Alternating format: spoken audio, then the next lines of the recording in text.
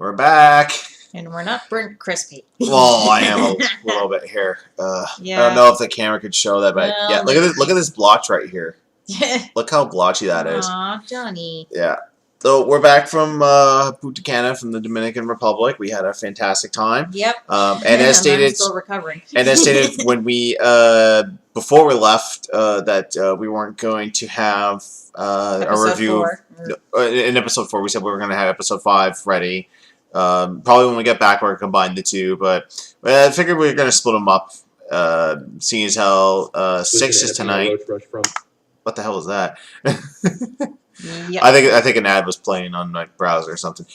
Anyway, here's what's going on. This is going to be a very short one because you see in the title card, I don't have any of the Divas on there. I have Stone Cold Steve Austin sleeping on the goddamn Titantron.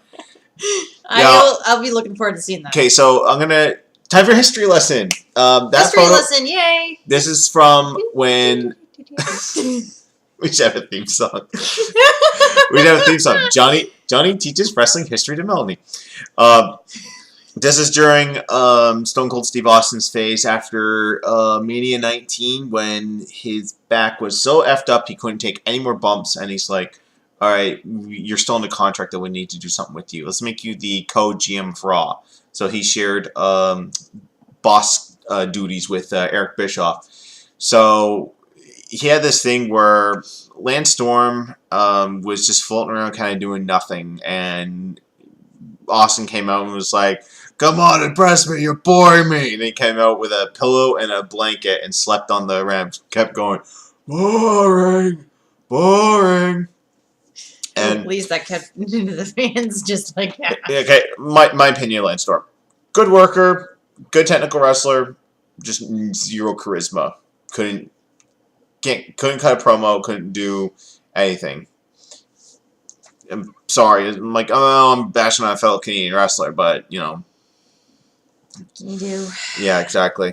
If you don't have you can't put butts in seats, and you know, I think JR said it best. I don't care who wins, don't care who loses. As long as we got an ass every 18 inches, I'm happy. And the people who put those asses in every 18 inches are people like Rock and Austin and Triple H, people that can cut decent promos and work well in the ring.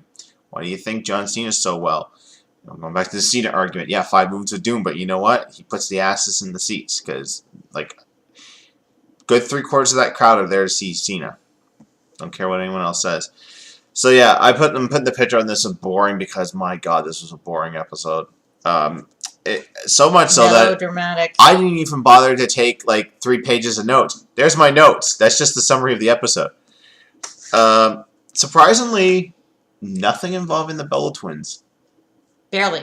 Nothing involving the boyfriend. I think Daniel Bryan was on screen for maybe 2 seconds. Yeah, and no John Cena on there either. No Cena, yeah. Even though I left 15 minutes before it ended. Yeah, so that's another reason why this episode's going to be a little bit shorter, because she had to leave while we were watching the episode, and I was just like, you know what, probably nothing else is going to happen in the next 15 minutes, so I'll watch it myself, and I'll give you my opinions of it. And guess what? Nothing happened. I'm not surprised. So there's 3 different stories going on.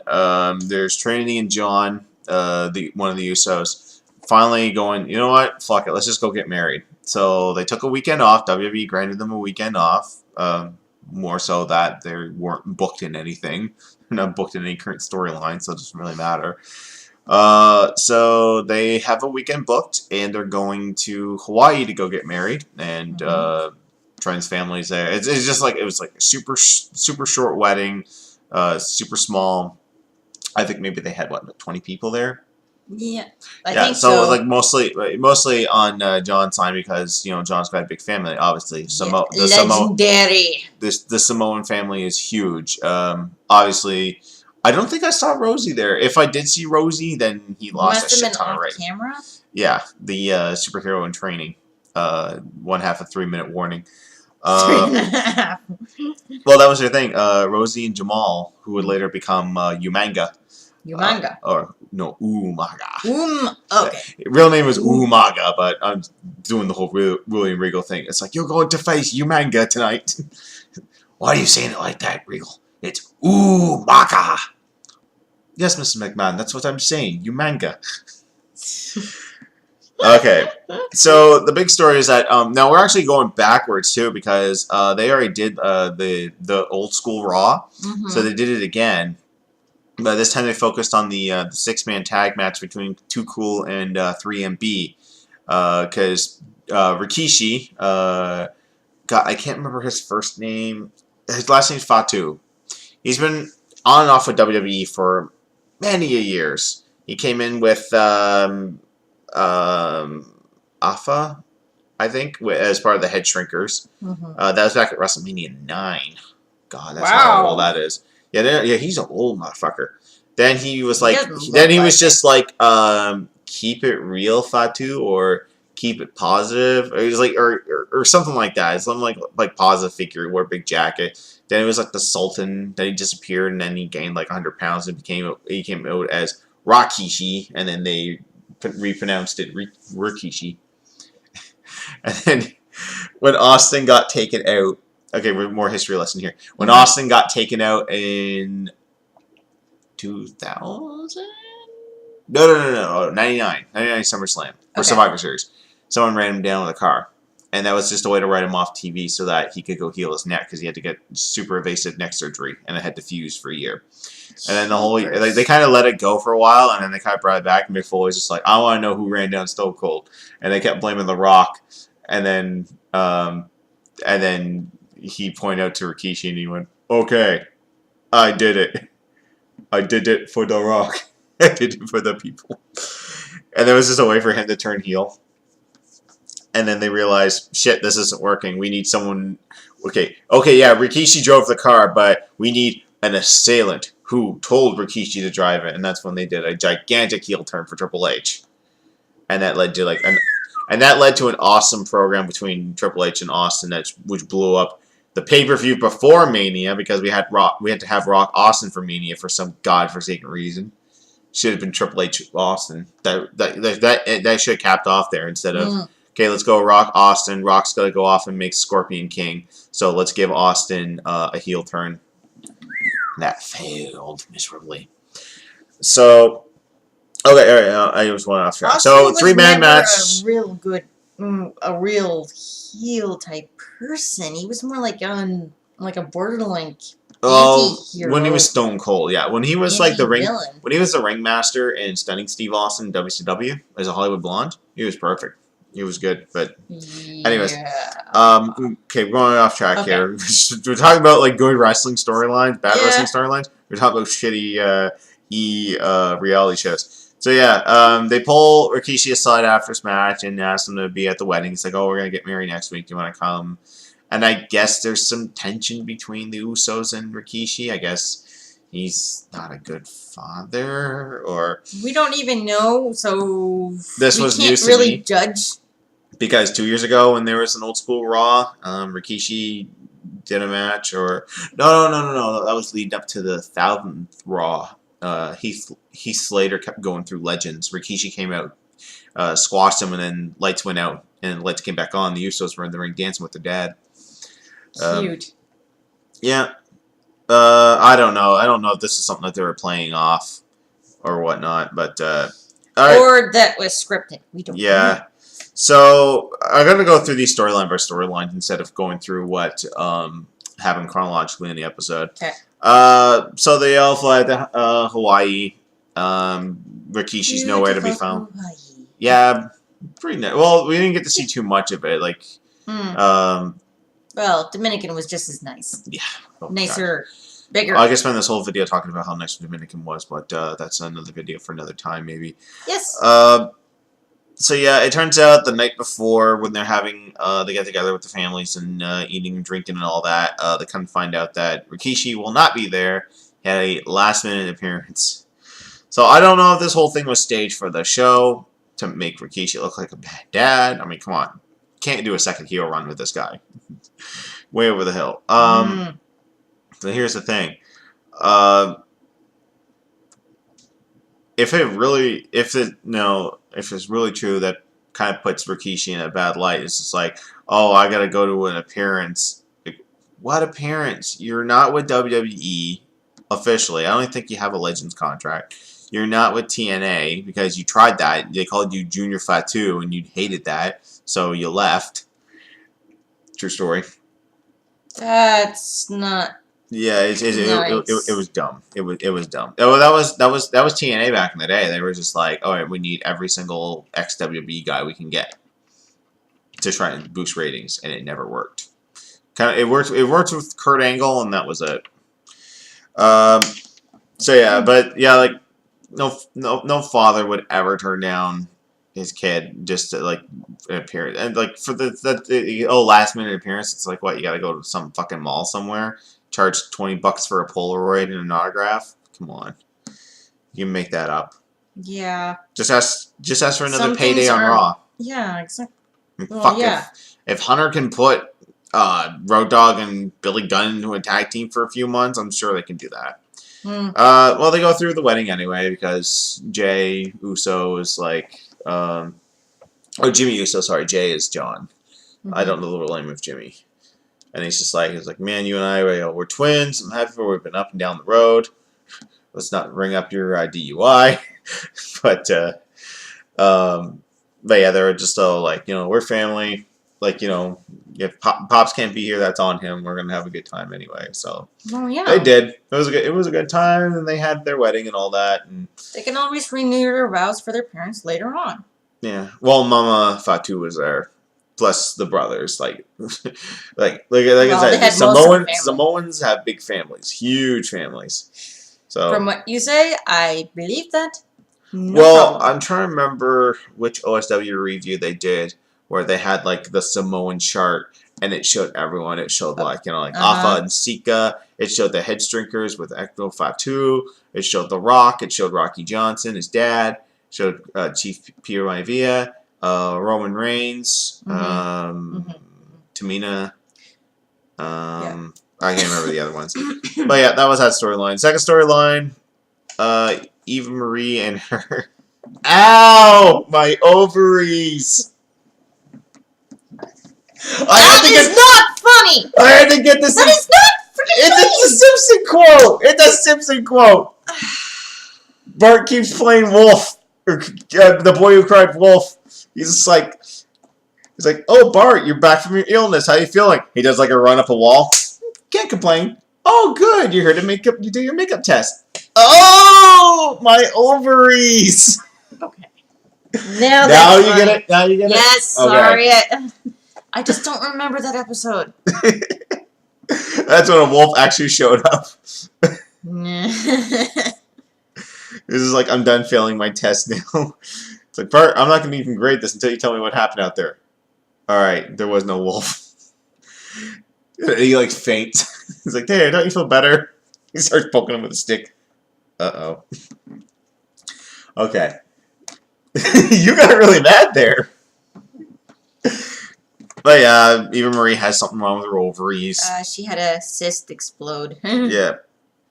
It's just some type of cyst explode. Some type of... She was contracting fluid, and I think that kind of explains why she was not on television during that period.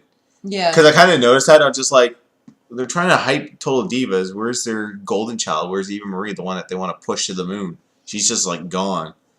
I think it was just like the Bellas for a while. This one was pretty boring too because it was constant trips to the doctors and cell phone calls. Her husband Jonathan called their mom and just be like, she needs her mom. Like, to do what? Like, you've done everything. I think it was more emotional too, but yeah. It was the first time they talked since the big blow up and the whole, we don't approve of you guys getting married without us, and yeah. So it's still the fact of what happened, that she had a deformed uterus, and it kind of looked like that, as opposed to I don't know what a uterus is supposed to look like. They said it was sort of like a pear shape, and I'm like, really? Kinda. So like that. Well, I'm kind of doing the opposite direction, but like, yeah, kind of like that instead of like around there. Hey. Like a Yui. Can't contort my hands. It looked like a flux capacitor almost. Marty, it runs on steam. Okay, so yeah, it was very. This is what makes baby making possible. The flux capacitor.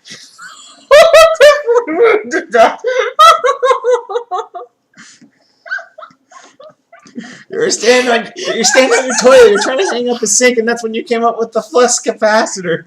This is what makes baby making possible. Oh my god. So the parents made up. It's fine. So last story was Natty and TJ in sex therapy because they're just like, well, we got through the like they're showing clips from like past episodes about. So like, it's almost like the Leftovers episode. Yeah, it was just like, oh, we didn't resolve this storyline. Okay, TJ, Natty, go have sex. They call the sex therapist that the Naomi or Cameron, whatever her name was, went to. Yeah. Her and her. Whatever her last name is. Yeah. Ariana. That's where they went to. So, yeah, the girl came around and it's like a lot of sex proof your house, and then like the office is for rear entry. TJ's like got it, and just like it means fuck her in the ass. Like she's like throwing out all these innuendos, and like neither of them got them. It's just be like. It's like, I want you to put this banana in a place. It's like, okay, maybe on the table. It's like, put it in your cooch! Jesus! Stick this banana up your about to turn Total Divas into a porno. And I'm like, excuse me? This is a little more personal. Really? Yeah, and like they said, like, oh yeah, we did some role playing, and that's what helped out. And they're like, ooh, what's? Oh wait, did she even say? It's like I had a good time. It's like, what'd you do? Did you back it up? Did you do this? And she's like, I'm not telling you. And then she goes and tells confessional, and they have footage of it. It's like I just like a schoolgirl, and he was a burglar. Like, how does that make sense? It's like, who are you? I'm here to rob your shit. Well, I'm doing some calculus. Maybe you can help me out.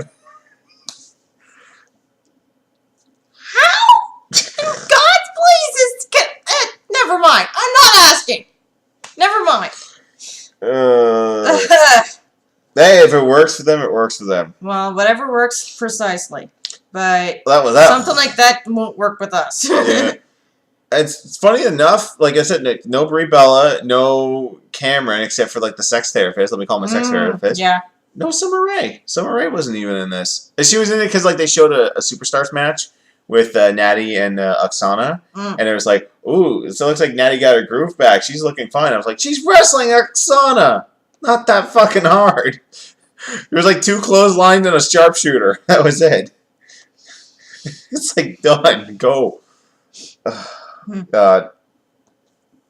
Yeah. My screenshot of Stone Cold Steve Austin should mirror my feelings on this episode. This was fucking boring. This is probably an and one. the scenes for the next episode don't give me much more confidence.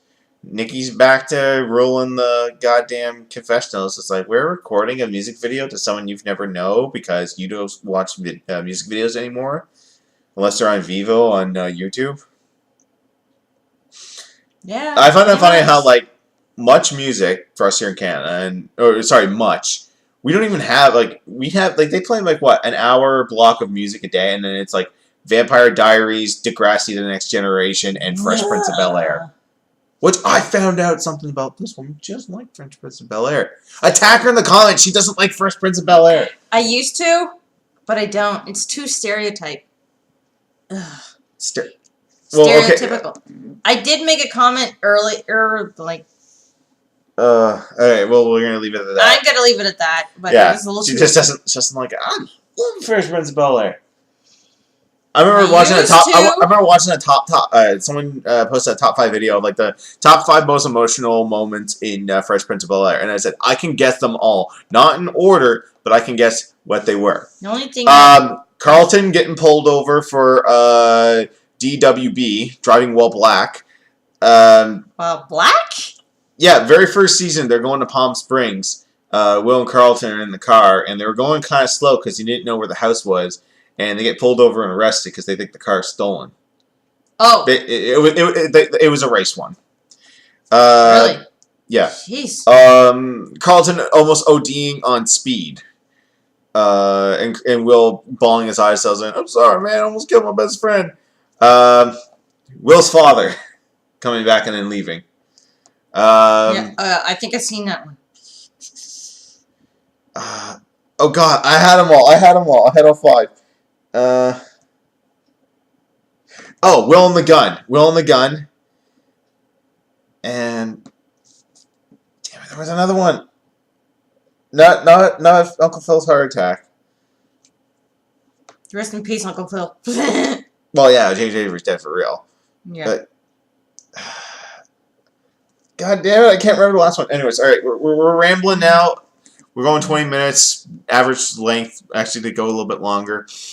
The new episode's on tonight, but we're not going to probably watch it until early tomorrow morning because we're going to go see Winter Soldier tonight. First night off for a while. So I've been wanting to see it for ages. Go ahead and thumbs this video down. I know you're going to because you guys hate these videos, but you know what? There's views on these, so as long as people keep watching them, we're going to keep making them. We're going to go for the whole season. We're going to finish what we started. I don't really care about the negative comments. I mean, I don't care either. I love all the positive ones. You guys, think we're a hoop for doing all this, and we appreciate that. Yeah. And then other people to just type loser. What's a loser? Loser, I think. Yeah. He put 2 O's in it, so we're losers. Like Loco Coco or something. No, I don't know. No, we're just losers apparently. Whatever. Anyways, you guys have a good time, good day. We'll see you maybe tomorrow for episode 6 review, or later on in the week, depending on how it gets. We're getting back to full schedule for videos now that we're back and all rested up. So yeah, we'll see you later. That coffee just kicked in. Bye.